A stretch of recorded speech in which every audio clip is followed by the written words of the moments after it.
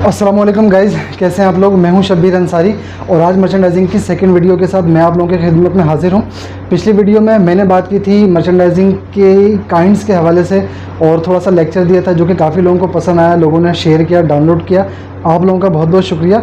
और इस वीडियो के अंदर मैं बात करूंगा ऑर्डर जनरेट करने से लेकर शिपमेंट करने तक के हमें किन किन प्रोसेस से गुजरना पड़ता है। आज इस पूरी मिथ को सुलझा दूंगा अपनी मोटी मोटी बातों में। इन 10 पॉइंट्स के अंदर इन पॉइंट्स को लिख के रखें अपने रजिस्टर में, अपनी डायरी में। ये आपकी मर्चेंडाइजिंग लर्निंग के अंदर मील का पत्थर साबित होंगी। आप गारमेंट इंडस्ट्री के किसी शोबे के अंदर काम कर रहे हैं, वहाँ से मूव होकर मर्चेंडाइजिंग की तरफ जाना चाहते हैं, या मर्चेंडाइजिंग की किसी मखसूस कैटेगरी के अंदर फंसे हुए हैं, आगे बढ़ना चाहते हैं, या आप स्टूडेंट हैं किसी टेक्सटाइल यूनिवर्सिटी के अंदर, किसी इंस्टीट्यूट के अंदर पढ़ रहे हैं, मर्चेंडाइजिंग की तरफ जाना चाहते हैं, अपने क्लास फेलोज़ के साथ मेरी इन वीडियोस को शेयर करें, अपने गारमेंट इंडस्ट्री के दोस्तों के साथ मेरी इस वीडियो को शेयर करें, मेरे चैनल को सब्सक्राइब खुद भी करें और लोगों से भी करवाएं, क्योंकि मैं मर्चेंडाइजिंग पर और मज़ीद वीडियोज़ लाता रहूँगा। आप लोगों का बहुत बहुत शुक्रिया। यहाँ पर मेरा पहला पॉइंट है इंक्वायरी या मीटिंग। देखिए, इंक्वायरी और मीटिंग दोनों अलग अलग चीज़ें हैं, इसको अलग अलग से समझिएगा। मीटिंग का मतलब तो सिंपल ये कि आप कस्टमर के पास गए, कुछ सैंपल्स वगैरह लेकर गए, आपने अपने पास से ऑफ़र किया, कस्टमर को वो समझ में आ जाता है। मान लें कि 20 सैंपल्स पर आप लोगों की बात बन गई, आपने उसकी प्राइस वगैरह के हवाले से बात कर ली, पेमेंट टर्म के हवाले से बात कर ली, हो सकता है कस्टमर भी कुछ आपको ऑफ़र कर दे। तो ये एक तरीक़ेकार है जहाँ से बिज़नेस जनरेट हो जाता है। दूसरे में क्या होता है कि इंक्वायरी में तरीक़ेकार ये है कि आप मान लें कि कई सालों से आप एक कस्टमर के साथ काम कर रहे हैं, उसके पास नई डेवलपमेंट्स आती हैं, या आप बाइंग एजेंसी को अप्रोच करते हैं, बाइंग एजेंसी से कहते हैं कि भाई हमारे साथ काम करो। तो दोनों ही सूरतों में वो आपके पास भेजते हैं इंक्वायरी के अंदर आपके पास क्या चीज़ आ सकती है। सबसे पहले आपके पास टेक पैक आ सकता है। टेक पैक के अंदर आपके पास पूरे फैब्रिक की डिटेल, लाइनिंग, धागा, zipper, button, rivet, hang tag वगैरह सब चीज़ों की डिटेल होती है, जहाँ पर आपको समझ में आ जाता है कि भाई इस स्टाइल के अंदर किन किन चीज़ों पे ज़रूरत है और किन किन चीज़ों पे काम करना है। एक बात तो ये हो गई। दूसरी बात ये हो गई कि आपको वो सैंपल भेज सकते हैं कि भाई ये सैंपल है और ये मेजरमेंट चार्ट है, आप इसको बेस करके आगे बढ़ें। हो सकता है कि वो आपको खाली मेजरमेंट चार्ट देते हो, बोलते हैं भाई बेसिक 5 पॉकेट पैंट है और जो है ना फलाने ओंस का कपड़ा है या फलाने कंस्ट्रक्शन का कपड़ा है, तो वहाँ से बेस कर दें। तो ये तीनों सूरतें इंक्वायरी की सूरत में ही आती हैं। और यहीं से हम अपने दूसरे पॉइंट की तरफ बढ़ते हैं, जो कि है कोस्टिंग या कोटेशन के हवाले से। देखिए, कोस्टिंग के अंदर क्या होता है कि जब आपके पास इंक्वायरी आ जाती है तो आपके पास डिटेल आ जाती है, आपके पास जो भी फैब्रिक, धागा, जो भी चीज़ें होती हैं आपके पास पूरी डिटेल आ जाती है। आप उनके प्राइस पे एक लिस्ट बनाना शुरू करते हैं, जिसको हम कहते हैं कोस्टिंग शीट पे। उसके अंदर कितने रिविट लग रहे हैं, कितने बटन लग रहे हैं, कि प्रिंटिंग हो रही है कि नहीं हो रही, एम्ब्रॉयडरी हो रही है कि नहीं हो रही है, या जो चीज़ें भी हो रही हैं उसके प्राइस क्या है। आप अपने लोकल सप्लायर से प्राइस पूछ सकते हैं। आप मर्चेंडाइजिंग कर रहे होते हैं तो आपको ऑलरेडी पता होता है कि इनके प्राइस क्या हैं। जिनके प्राइस आपको नहीं पता होते हैं वो अपने सप्लायर से पूछ सकते हैं। इसके अलावा ये होता है कि मान लें कि कोई किसी किस्म की फैब्रिक की नॉमिनेशन है, तो वो आप अपने कस्टमर से पूछ सकते हैं कि भाई ये फैब्रिक अगर नॉमिनेशन है तो आप बता दें, या ये अगर आप उनको प्राइस पता है तो आप उनसे प्राइस पूछते हैं। नहीं पता है तो आप अपने मिल से अप्रोच कर लें कि भाई इसके प्राइस क्या है। तो पूरी कोस्टिंग शीट हम तैयार करते हैं, जिसके अंदर अगर हम बाइंग एजेंसी के साथ काम करें तो बाइंग एजेंसी का कमीशन कितना है, ये भी। अगर थर्ड पार्टी किसी कस्टमर की रिक्वायरमेंट है थर्ड पार्टी की, तो थर्ड पार्टी इंस्पेक्शन के प्राइस किसको बेयर करने पड़ेंगे। तो इस तरह से कई सारी इन्फॉर्मेशन है, पूरी चीज़ों को हम लिस्ट डाउन करते हैं और फिर हम वो अपने कस्टमर को कोट कर देते हैं। तो कोट कर देते हैं, अगर बिलफर्ज मान लें कि कस्टमर ने आपको कोई टारगेट प्राइस दिया हुआ है, आप उस टारगेट प्राइस के नियर हैं कि नहीं है, जो आपके टारगेट प्राइस आ रहे हैं वो आप दे देते हैं। बहरहाल वहाँ पे एक निगोशिएशन चलती है, कुछ कम ज़्यादा आगे पीछे करके आप लोगों की बात बन जाती है। तो यहीं से फिर हम अपने तीसरे पॉइंट की तरफ चले जाते हैं, जो कि है सैम्पलिंग के हवाले से। सैम्पलिंग देखें कई किस्म की हो सकती है। सैंपल के प्रोसेस को समझना बहुत ज़रूरी है। यहाँ पर नोट डाउन कर लें। Number 1 proto sample, fit sample, size set sample, SMS sample, PP sample, production sample, photoshoot sample, और फिर हम आखिर में आ जाते हैं शिपमेंट सैंपल पर। देखिए, प्रोटो सैंपल में क्या होता है कि सबसे पहले हम प्रोटो सैंपल बनाते हैं।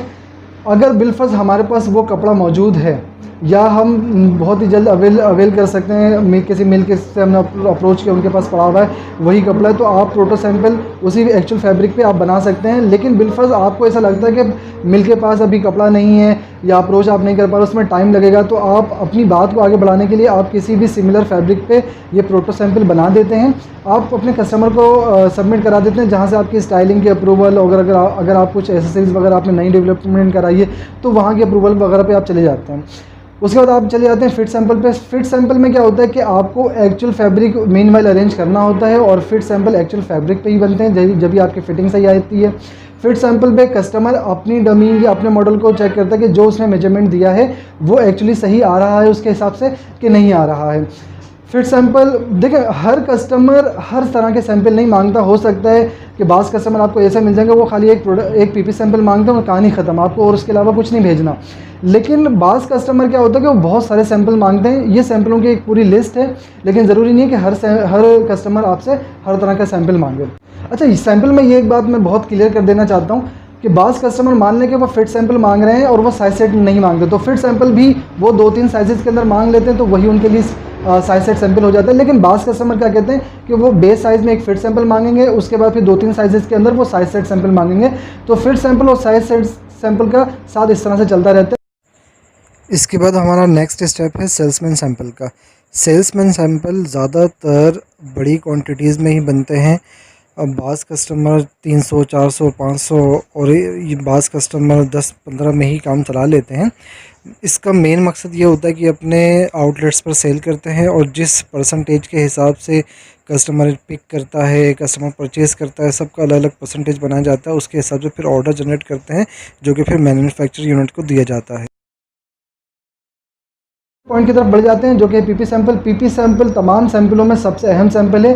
पीपी सैंपल से मुराद ये कि प्री प्रोडक्शन सैंपल, आप प्रोडक्शन के अंदर क्या इंप्लीमेंट करने वाले हैं वो तमाम एक्चुअल धागा, actual thread, actual hang tag, button, rivet, हर कुछ आप एक्चुअल लगाते हैं। केयर लेबल सब एक्चुअल आप लगाते हैं जो कि कस्टमर ये मुतमईन हो जाता है कि भाई आप प्रोडक्शन के अंदर क्या करने वाले हैं। पीपी सैंपल अप्रूव होने के बाद या बाज़ टाइम ऐसा होता है कि कस्टमर अप्रूव को तो कर देता है पीपी सैंपल, लेकिन वो कुछ कमेंट्स कर देता है और फिर वो ये कहता है कि ये कमेंट आप मुझे प्रोडक्शन सैंपल पे दिखा दें। प्रोडक्शन सैंपल में क्या होता है कि आपने एग्जैक्ट बिल्कुल शिपमेंट के वक्त आपने प्रोडक्शन सैंपल नहीं, आपकी प्रोडक्शन तैयार हो गई, माल आपका गिरना शुरू हो गया, फिनिशिंग आपने फ़ौरन से कुछ पीसेज निकाले, उसको आपने फिनिश वगैरह करवा के कस्टमर को सबमिट करा दी कि भाई हम ये प्रोडक्शन सैंपल बना रहे हैं। इसके बाद हमारा नेक्स्ट स्टेप है फ़ोटोशूट सैंपल का। फ़ोटोशूट सैंपल हर कस्टमर नहीं मांगता, लेकिन बहुत से ऐसे कस्टमर जो कैटलॉग कस्टमर होते हैं वो इस पे बहुत ज़्यादा कॉन्शियस होते हैं। फ़ोटोशूट सैंपल में वो अपने फ़ोटो शूटिंग कराते हैं मॉडल्स वगैरह की, और फिर वो अपने सोशल मीडिया अकाउंट्स वगैरह, अपनी वेबसाइटों वगैरह पर इसको अपडेट करते हैं और अपने कस्टमर को सेल करने के लिए पहले से ही वो एक मार्केटिंग करते हैं कि भाई ये आने वाला है, ये आने वाला है। इस तरह से फिर इनकी सेल्स भी बढ़ती है।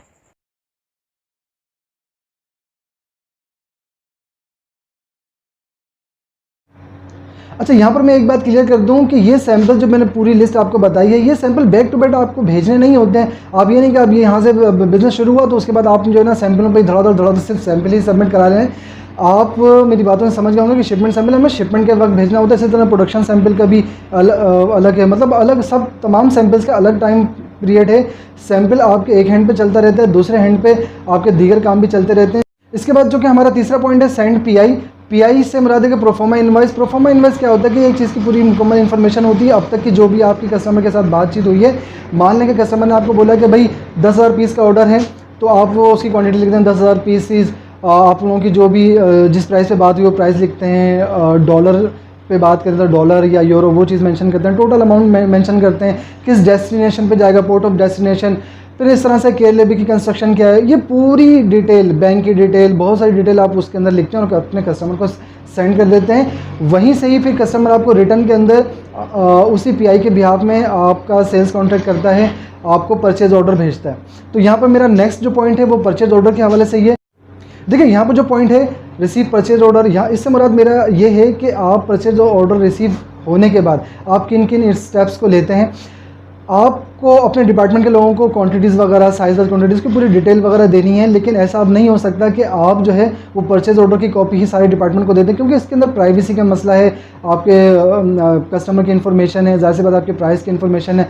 तो आप क्या करते हैं, एक इंटरनल शीट बनाते हैं जिसको हम कहते हैं ब्रेक डाउन। बाज़ लोग क्या करते हैं कि एक्चुअल ब्रेक डाउन भी बनाते हैं और उसके बाद फिर अपनी कंपनी के हिसाब से कितना कटिंग का परसेंटेज आपको ऐड करना है वो कटिंग ब्रेक डाउन भी बनाते हैं। ये डिपेंड करता है आपकी कंपनी की अंडरस्टैंडिंग पे, कंपनी उसको क्या नाम देती है। एक्चुअल नाम ब्रेक डाउन है, अब उसके बाद आपकी कंपनी उसको जो भी नाम दे वो एक अलग है। ब्रेक डाउन के अंदर क्या होता है कि आप पूरे साइजेस वाइज जो कस्टमर ने आपको देते हैं पूरी शीट बनाते हैं और उस शीट की कॉपियाँ अपने मुख्तलिफ डिपार्टमेंट, जैसे कि स्टोर है, आपका प्रोडक्शन का डिपार्टमेंट या दीगर जो भी आपके मुताल्लिका डिपार्टमेंट, परचेजिंग का डिपार्टमेंट है, आप उन सबको शेयर करते हैं। परचेज ऑर्डर आप किसी को शेयर नहीं करते हैं, आप अपनी कंपनी के इंटरनल शीट से शेयर करते हैं। इस तरह से ब्रेक डाउन के अलावा आप कई तरह की और शीट बनाते हैं, वो कंपनी की अंडरस्टैंडिंग पे हो सकता है कि कंपनी एक ही इस शीट पर ही काम चला लें, और ऐसी बहुत सारी कंपनी जो कई तरह के 6-7 किस्म के शीट्स बनाते हैं जो कि सबके अलग अलग डिपार्टमेंट के लिए अलग अलग होता है। इन शीट्स में मैं आपको एक सर्च दे दूं, मान लें कि आपने एक्चुअल ब्रेकडाउन बना दिया, किसी कंपनी के अंदर कटिंग ब्रेकडाउन बना दिया। अच्छा, अब सवाल यहाँ पर ये कि कटिंग हम कितने % पे करेंगे, डिपेंड करता है कि आपकी कंपनी की क्या अंडरस्टैंडिंग है। बाज़ कंपनियाँ 5%, 6%, 7%, और मैंने तो इवन 10% भी देखा है। लेकिन बाज़ कंपनी ऐसी भी होती हैं जो 3% पे ही अपना पूरा माल शिप कर सकती हैं। उनका अपने डिपार्टमेंट पे, अपने वॉशिंग पे, दीगर चीज़ों पे आप उनका इतना ज़्यादा कंट्रोल होता है कि वो इतने कम % पे ही अपने कस्टमर को गारमेंट ना के सिर्फ पूरा कर सकती हैं बल्कि कुछ एक्सेस भी दे देती हैं 3% पे। लेकिन बाज़ कंपनियाँ ये होती हैं वो 7-8% बनाने के बावजूद भी शायद नहीं दे पाती हैं, क्योंकि वहाँ पर इस तरह से कंट्रोल मैनेजमेंट पूरा नहीं होता। देखिए, ये वो बात थी कि आपकी कंपनी के अंदर किस किस तरह की शीट बनती है, लेकिन इसके साथ साथ आप ऑर्डर रिसीव होने के बाद फ़ौरन आपने अगर ब्रेकडाउन बनाया तो आप फ़ौरन अपने फैब्रिक परचेजिंग की तरफ चले जाते हैं, जो कि हमारा नेक्स्ट पॉइंट है। फैब्रिक परचेजिंग में क्या होता है, देख इसको मैंने अलहदा से क्यों लिया, इसकी वजह कि जब आप फैब्रिक परचेज़ करने जाते हैं तो पता चलता है कि भाई फैब्रिक के मिल वालों के पास तो जगह ही नहीं है, वो आपको 1.5 महीने 2 महीने से पहले की कोई डिलीवरी नहीं है। वो कहते हैं भाई पहले मैं इसका लगाऊंगा, उसका लगाऊंगा, उसके बाद मेरे पास इतनी कैपेसिटी है और मेरे पास इतने लोग हैं, मेरे पास इतना लोड है, मैं आपका इस पोजीशन पे आपको जो है वो डिलीवरी दे सकता हूं। तो यही वजह कि परचेज ऑर्डर मिलने के बाद सबसे पहले हम लोगों को फैब्रिक की अरेंजमेंट करनी पड़ती है कि फैब्रिक हम कहाँ से ले सकते हैं, जहाँ पर हमें फैब्रिक भी सही मिल जाए, फैब्रिक प्राइसों में भी आ जाए और हमें डिलीवरी भी हमारी अचीव हो जाए। फैब्रिक ऑर्डर के हवाले से हम अपने इंटरनल शीट बनाने के बाद फिर हम अपने नेक्स्ट पॉइंट की तरफ चले जाते हैं, जो कि है ट्रिम एंड एक्सेसरीज ऑर्डर के हवाले से। देखिए, अगर आप किसी ऐसी फर्म के अंदर हैं जहाँ पर मर्चेंडाइजिंग का डिपार्टमेंट अलग है और परचेजिंग का डिपार्टमेंट अलग है, तो आप क्या करते हैं कि एक रिक्वेजिशन की जो शीट बनाते हैं वो अपने परचेजिंग डिपार्टमेंट को दे देते हैं। उसके बाद परचेजिंग वालों का काम है कि वो आपको अरेंजमेंट करें और आपके जो है वो जो भी आपका गुड्स है उसको इन हाउस कराएं। अगर आप किसी ऐसी फर्म के अंदर हैं जहाँ पर आप मर्चेंडाइजिंग और प्लस परचेजिंग भी कर रहे हैं, तो फिर आपको रिक्वेजिशन शीट के बाद फिर आपको अलग-अलग अपने तमाम सप्लायर्स के लिए शीट बनानी है। मान लें कि आप ज़िपर का सप्लायर है, अगर आपने रिक्वेजिशन की शीट बना ली तो आप वही रिक्वेजिशन की शीट इन सप्लायर्स को तो नहीं दे सकते, क्योंकि ज़िपर का आपका सप्लायर अलग है, बटन का अलग है, हैंगटैग वगैरह सब चीज़ों का अलग अलग है। तो सबसे पहले आपने ज़िपर के हवाले से काम करना है, क्योंकि ज़िपर भी थोड़ा टाइम लगता है। फैब्रिक के बाद सेकंड नंबर पे ज़िपर है, या ऐसी एसेसरीज़ जो इंपोर्ट होनी है, अगर आप चाइना या किसी और कंट्री से इंपोर्ट कर रहे हैं तो उन एसेसरीज़ के ऑर्डर आप पहले से दें, ताकि वो जो भी 15-20 दिन, महीना भर जो भी लगाते हैं आपके पास चीज़ें इन हाउस हो सकें। इसके बाद हमारा नेक्स्ट पॉइंट है मेक T&A प्लान, यानी कि T&A से मुराद क्या हुआ, टाइम एंड एक्शन प्लान।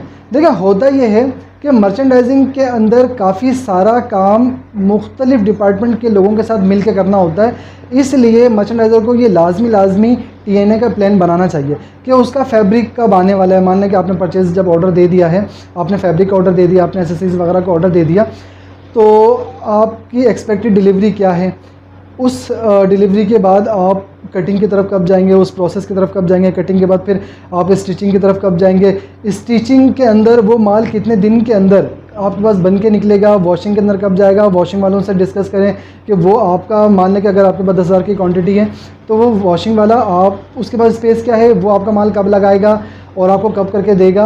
और फिर इस तरह से फिनिशिंग वालों से भी बात करें कि आपका ये 10,000 पीस वो कितने दिन के अंदर बनाएंगे। अपनी कैपेसिटी के हिसाब से, हर शख्स की, हर कंपनी की अपनी अपनी एक कैपेसिटी है, तो उसके हिसाब से आप एक प्लान करें और उन तमाम चीज़ों को देखें कि आपका डिलीवरी जो आपका टारगेट है, जो कस्टमर आपसे डिलीवरी मांग रहा है, वो आप अचीव कर पा रहे हैं कि नहीं कर पा रहे हैं। अगर बिलफर्ज आपके डिपार्टमेंट के लोगों की दी हुई डेट या उनकी जो कैपेसिटी उसके हिसाब से आप अचीव नहीं कर पा रहे, तो जाहिर सी बात है फिर आपको अपने नेक्स्ट प्लान की तरफ जाना है।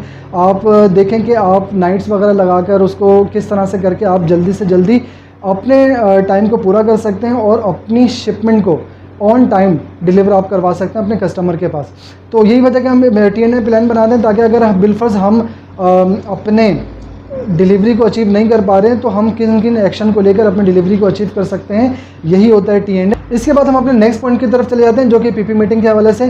पीपी मीटिंग में होता क्या है कि आपका पीपी सैंपल अप्रूव हो गया, हो सकता है कि कस्टमर ने उसके अंदर कुछ कमेंट्स दिए हों, उन कमेंट्स को लेकर, उन पीपी सैंपल्स को लेकर आप एक मीटिंग रखते हैं, जो कि कंसर्न डिपार्टमेंट के लोग बैठते हैं, जैसे कि प्रोडक्शन डिपार्टमेंट है या क्वालिटी है, मर्चेंडाइजिंग है, या आपकी कंपनी के अंदर जो भी कोऑर्डिनेटर लोग हैं, तो आप उन तमाम डिपार्टमेंट के लोगों को बिठाते हैं और वहाँ पर एक डिस्कस करते हैं कि ये कमेंट्स हैं, ताकि सब तमाम डिपार्टमेंट के लोगों के जहनों में रहे कि भाई ये कमेंट्स हैं, इसके अंदर और हमें इस तरह से इसको लेके चलना है, इस तरह से इस कमेंट को फॉलो अप करना है, और हम इस तरह से जो है ना वो इस गारमेंट को प्रोसीड करेंगे, ये कब इनलाइन होगा, ये कब ऑफलाइन होगा, ये तमाम एक अंडरस्टैंडिंग होती है। और अगर कुछ मखसूस तरह के स्टेप्स लेने हैं, मान लें कि आपको कुछ गारमेंट बनाने से पहले आपको ज़ाहिर सी बात है ब्लैंकेट वगैरह आप बनाते हैं, आप उसमें मुख्तलिफ श्रिंकेज वगैरह पे काम करते हैं, तो एक किस प्रोसेस से आप लेके गुजरेंगे और इसकी वॉशिंग के हवाले से, इसके श्रिंकेज को मिलाने के हवाले से आपको किस तरह के प्रोसेस से लेकर गुजरना है, उस पर एक अंडरस्टैंडिंग बैठती है। किसी किस्म का आपका फोल्डर चाहिए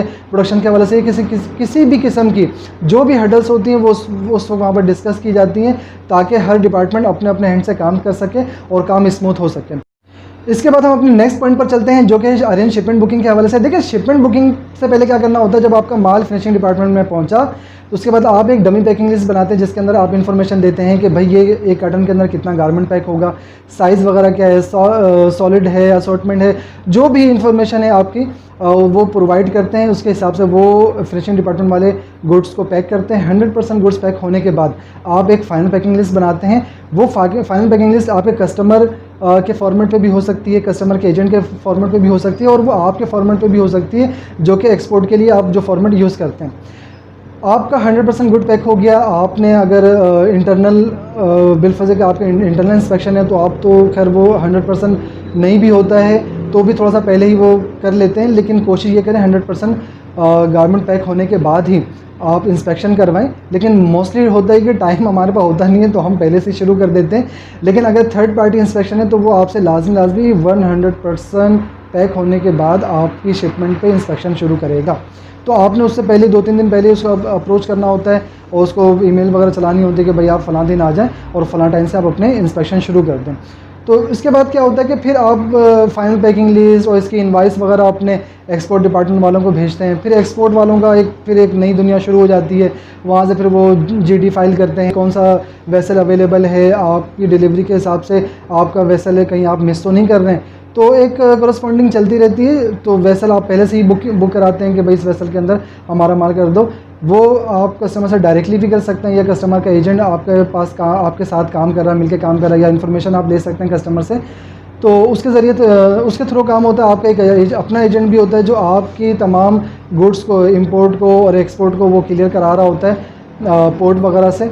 तो वहाँ पर फिर उनके अलग बहुत तरह के कई तरह के डॉक्यूमेंट्स होते हैं, जैसे कि बिल ऑफ लीडिंग है, आपका सर्टिफिकेट ऑफ ओरिजिन है। इसके अलावा अगर LC वगैरह भी कई डॉक्यूमेंट्स आगे पीछे एक दूसरे को प्रोवाइड करने पड़ते हैं अगर आप LC वगैरह पे काम कर रहे हैं। तो बहरहाल वो पूरी एक अलग दुनिया है, वो एक अलग टॉपिक है एक्सपोर्ट इंपोर्ट के हवाले से। वो इंशाल्लाह किसी नेक्स्ट वीडियो में मैं बात करूँगा। तो गाइज़, आप लोगों को वीडियो कैसी लगी कमेंट में मुझे अपनी राय से आगाह करें।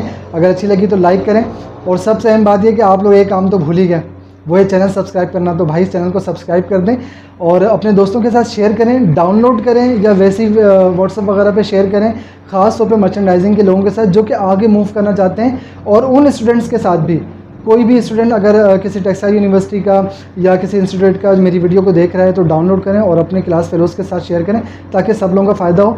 आप लोगों का बहुत बहुत शुक्रिया। अपना ख्याल रखिएगा। अल्लाह हाफिज़।